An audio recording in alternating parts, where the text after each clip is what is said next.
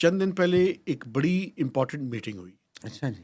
اس important meeting کے اندر جو سی D F ہے, سی ڈی ایف, جی, chief of defence forces, C O D F, chief of defence forces, field marshal general Syed Asim Munir, Hafiz Syed Asim Munir, جی, وہ بھی اس meeting کے دوران سنا ہے کہ موجود تھے.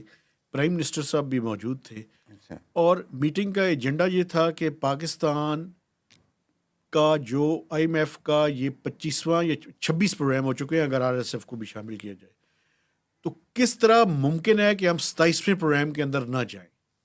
یہ اس میٹنگ کا ایجنڈا تھا. زبردست. جو منسٹر فار پلاننگ ہیں ایس این اقبال صاحب, اڑان پاکستان, اڑان پاکستان, پروفیسر ڈاکٹر احسن اقبال چودھری, جی, انہوں نے اور ان کی منسٹری نے کوئی 12 سے زائد تجاویز دی. کس طرح سے ہم یہ انشور کر سکتے ہیں کہ جو 27واں پروگرام ہے آئی ایم ایف کا 2028 کے بعد وہ ہم نہ لیں, بلکہ اپنے ریزروز جو فارن ایکسچینج ریزروز ہیں ان کو اس حد تک بلڈ اپ کر لیں کہ ہمیں آئی ایم ایف کی ضرورت نہ پڑے. یہ خواہش ہے.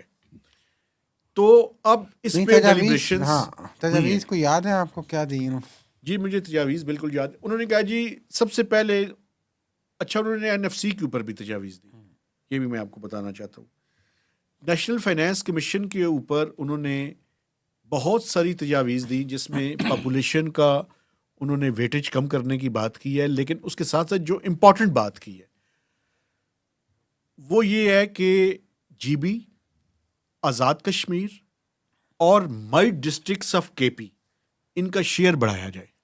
ہاں, جو کہ نواز شریف بھی بات کر رہے ہیں, جو نواز شریف بھی بات کر, اور اگر ضرورت ہو اس کے لیے ایک آئینی 28ویں ترمیم بھی کر لی جائے. مسئلہ